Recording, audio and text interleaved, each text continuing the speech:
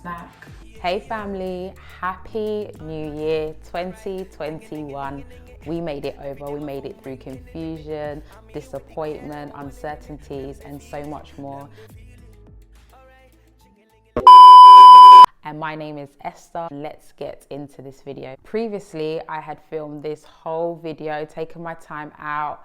I got dressed. The girl dressed up for this, darling. I had my glass, my wine glass with my super malt, the juice of life inside of it.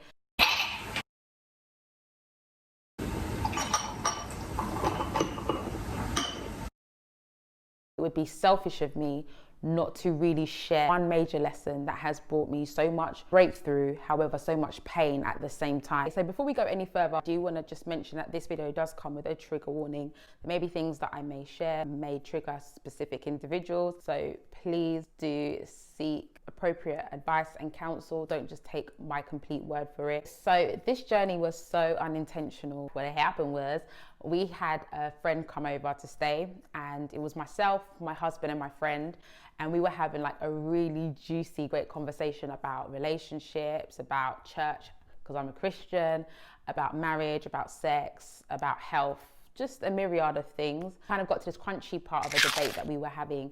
And my husband and my friend had a specific kind of opinion. And as they shared this opinion, it was like alarm bells went off inside of me. It was as though, you know, they were kind of looking at me like, are you okay, Es? Like, why do you have this specific opinion? But I'm quite a strong-minded person. If I have an opinion, I have an opinion. I'm going to say what my opinion is. That conversation ended. Life moved on. However, the feeling, the alarm bells that went off inside of me just would not leave. Literally that night I was in bed, up thinking about it. I couldn't sleep properly. The next day I was still thinking about it. It was like something was going off, but I didn't understand what it was. From one conversation, I felt so triggered. Now, normally I would have the busyness of life of going out here and there and so forth, maybe to distract myself, but maybe compounded with the fact that we are in a lockdown, I wasn't able to just escape my thoughts so easily. One thing about me is I'm a theorist. I need understanding. If I don't understand something, I will go out of my way to research it until I do. So I was listening to a specific podcast. It was by a phenomenal woman. If you do not follow her, don't listen to her podcast. I don't know what you're doing. Brene Brown, who's a psychologist. And she was interviewing Tana Burke, who is the CEO and head of the #MeToo movement. And they were talking about the fact that we haven't been taught as human beings the kind of skill to sit in our pain and to give words to our trauma. We will feel pain or experience trauma and just move on, just avoid it, throw it to the back of the subconscious and just get on with life. These things have consequences later on in the future for our mental health and our emotional well-being. As I listened to this podcast, it was like those words literally just rung out to me. Sitting in your pain, giving words to your trauma. And I knew they're talking about me. I have experienced a lot of trauma from such a young age. I've just thrown it to the back of my mind and just continued life. And I have experienced deep, deep pain through my life. I have just, you know, praise breaked over. If you're a church person, you know what a praise break is. I'll insert something here for those that don't know what a praise break is.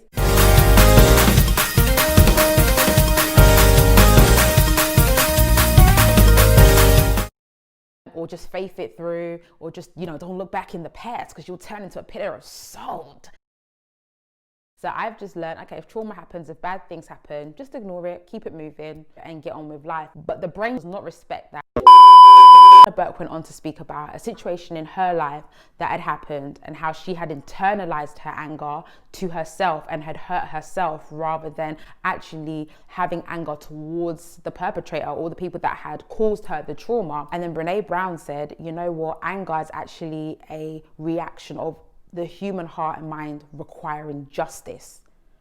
And that statement caused tears to flow out of my eyes, because I realized that conversation with my husband and my friend, the alarm bells that were going off inside of me was years of trauma that had been stacked one on top of the other. But I had learned, or I had built a mechanism to avoid sitting, feeling my trauma. I had decided to numb myself and just get on with what's in front of me rather than take a moment to hear what's going on inside me. I think it's really important that I define what trauma is. So this is from the American Psychological Association. I'm going to read from here, just really short. It says trauma is an emotional response to a terrible event like an accident, a rape, or a natural disaster. Immediately after the event, shock and denial are typical. Longer term reactions include unpredictable emotions. I was having alarm bells, unpredictable emotions, flashbacks, strained relationships, and even physical symptoms like headaches or nausea. Once I understood what trauma was, once I understood that we should give language to our trauma, give language to our pain in order that we can actually heal from it. This thing in our heads is the most powerful mechanism ever created and designed by its creator. I don't know about you, but I definitely underestimated how powerful our brains are and how much information it's taking in and learning to put in its right place in order to provide the right reactions to the human body. It's so deep. Without our brains, we are done out here. That evening, I decided to make the brave step to sit with my husband, to share my life, things that I had literally buried in the back of my subconscious. He consoled me, he comforted me. I had sold myself specific lies, either blaming myself for things that had happened in my life, or distorting certain things that had happened in my life so that I could take blame, because it felt easier for me to take blame for certain things because then I'm in control of it. He literally just spoke truth, like, it's not your fault. It's easier for it to be my fault than it not be my fault, because then I have to think, oh, someone else took power over me, and that's not an easy truth for me to sit in. I really struggled with it. The truth of the situation is that I need to give voice to my trauma. I need to not feel guilty for how I feel. I need to find a safe space, which for me was my husband, but maybe for someone else, it may be a friend, a relative, someone that is just trusted, who just hear and listen. Not only do I need to find language, I had to give sound to my trauma and sound to my pain. And there was just like cries that came out of me, screams that came out of me, and it had a literal physical manifestation. This was like, I couldn't sleep. My mind was just constantly overthinking, over processing things. Two, I found myself either not in the mood to eat. I found myself not being able to do simple tasks. Like, I am the email queen. Like, I can bang through emails like that. Meetings, send me in, I'll come out with the goodies.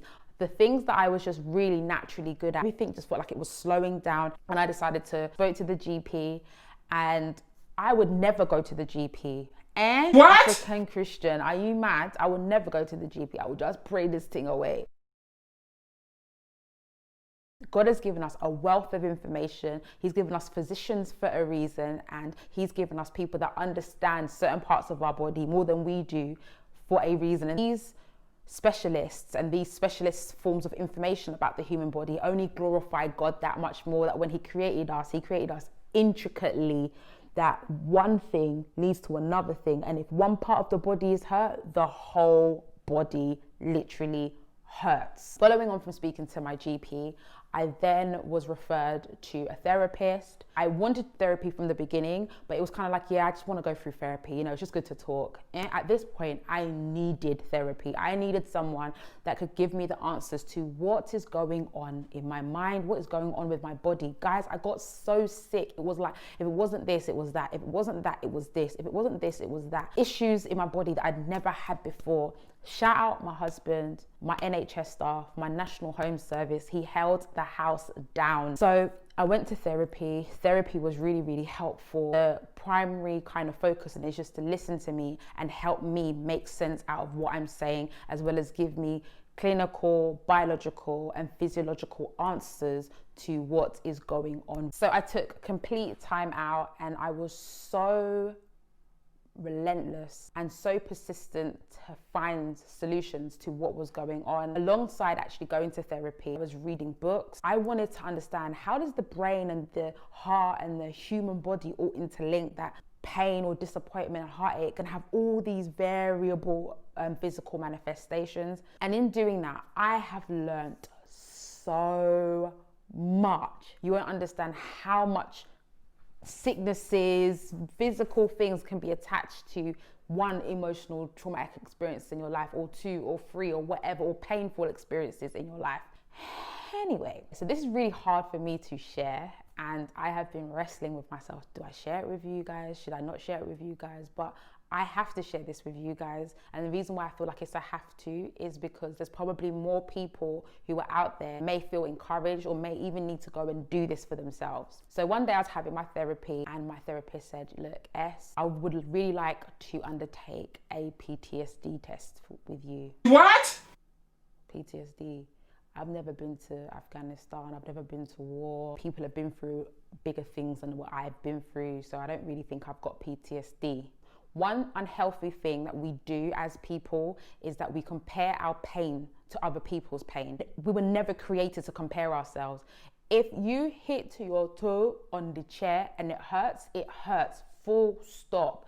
No one can't come and say, oh, you only hit your toe on the chair, or you only stubbed your toe on the wall. Someone else has been hit by a car. Okay, cool. Yeah, it's 2 different incidences, but both incidences can still cause pain, and the body and the mind is still going to react to the fact that it has been inflicted with pain. Stop comparing your pain and your experiences to other people. How you react is how you react. How I react is how I react. And that is that. If you're hurt and you're traumatized by something that other people may deem as small, that's not their business. The fact is that the body hasn't internalized that as trauma, okay? And we all need to go on our healing journey to not only give sound and voice to our trauma, but to also give instructions to the brain as to how to process what has occurred within us, okay? I was getting a bit passionate there. Therapist undertook this PTSD test, and I was like, okay, should I answer in a specific way? But I thought, no, just be as honest as possible. Whatever truth you put out is the truth you're going to get back. And right now, Esther, you need solutions. You don't need pride and ego. So she asked me a whole heap of questions. I gave her my answers. She went away to evaluate. She came back. She said, Esther, the results of the test is that I can confirm that you do have trauma-based PTSD. Sorry, come again? I do or don't? You do. I felt like someone had literally taken the air out of my lungs. I think as a society is of what this label meant, and I didn't want the label. What I've learned is that it has nothing to do with my identity. It's prescriptive. This is what's going on in your brain. This is the treatment you're gonna need in order to heal it, and that's it. This isn't who you are. This isn't your destiny and your purpose. This is just, hey, let's work on this and let's move forward. Don't take it into your identity. Let me not lie. At first, I did take it into my identity. Remember, I like to numb and evade when bad things happen. So I listened to her. I laughed it off. It took me 7 days for it to really hit me. How long have I been living in this reality where my brain is in pain, my body is in pain, and I did not hear my body and my brain scream for help? I was taught, don't look back, keep on moving. And this year, I couldn't do it. I did not have the energy to keep on moving.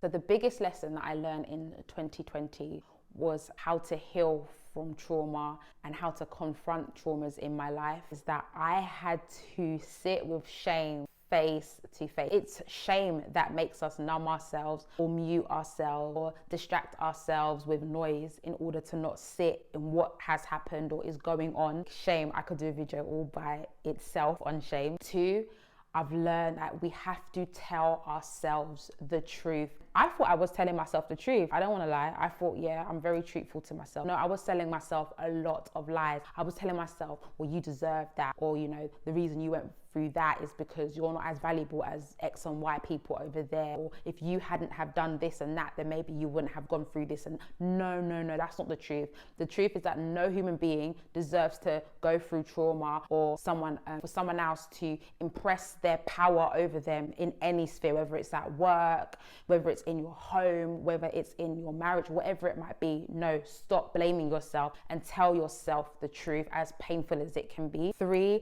I definitely learned that it's okay not to be okay. We're human beings. 4, I learned how important it is to seek help. And for me, that help was, yes, reading books, listening to podcasts, reading my Bible, praying, but also going to get therapy. Doesn't mean that every single thing these people say is truth. That's why I, as a theorist, always go away and do my own research in gaining the support from people that just know what they're talking about. They help to give language to my pain. God's love is literally the anchor of my life. Because you can get drowned in trauma, you can get drowned in the feeling of your pain, but literally, because I know the word of God, because I know that God loves me so vehemently and so passionately, and he's constantly pursuing me, it helped me to let trauma know, hold up, yes, I have to confront you. Yes, I have to heal from you. Yes, I have to give you a voice, but you do not determine my purpose. You do not determine my identity. My identity is hidden in Christ Jesus. You just determine or allow me to know something is not right. But the bigger journey of seeing who I am for this moment in time is only temporary. It's not permanent. And it's helped me to really build such a deeper and a greater relationship with God. My prayer life has changed as a result of this. My time spent singing songs to the Lord is so different than it's ever been. And that's probably a video for another day, how it's literally reformed me as a person. 5, judgment. I've learned that it's not just about how other people judge us, but listen to the judgments that you have about yourself. Don't overjudge yourself. I realized I was judging myself, hence I couldn't give a voice to my pain. I couldn't give a voice to my trauma. And also I was afraid to sit in front of this camera and even share with you, because I was afraid initially of your judgment of me. But your judgment of me doesn't make or break me. God has already judged me, and he's judged me as righteous. He's judged me as his daughter. He's judged me as valuable, and he's judged me as love. And just the same way he's judged me is that he's also judged you in the same way. And I hope that you've heard this video and maybe you've been able to take something away from this. I want you to know that you're not alone. And if you have been through trauma or anything in your life that you know deep down it's pulling you back, it's pulling you back, it's pulling you back, don't just, I ain't looking back, Jesus is my future. Yes, he's my future too. Trust me, he's brought me a mighty long way. But one thing about Jesus is that he is also known as the great physician, and that he is a healer. He likes to come into broken situations and bring holistic healing so that we can be not just healed, but be 100% whole. So thank you for taking this time out. If you know this video can encourage or inspire or empower anybody else, please do share this video with them, because I think in this time where it's all about secure the bag, make lots of money. It's great to make lots of money. Make sure your natural hair is growing. Yep. It's so important to make sure our natural hair is growing. How to grow muscles, how to get a line up. It's also important that we support one another as we grow in our mental health. It's not just women that go through PTSD, that go through anxiety or any form of pain. Men go through it too. Don't forget to like, comment. I'd love to hear from you, and subscribe, and I will see you in the next one.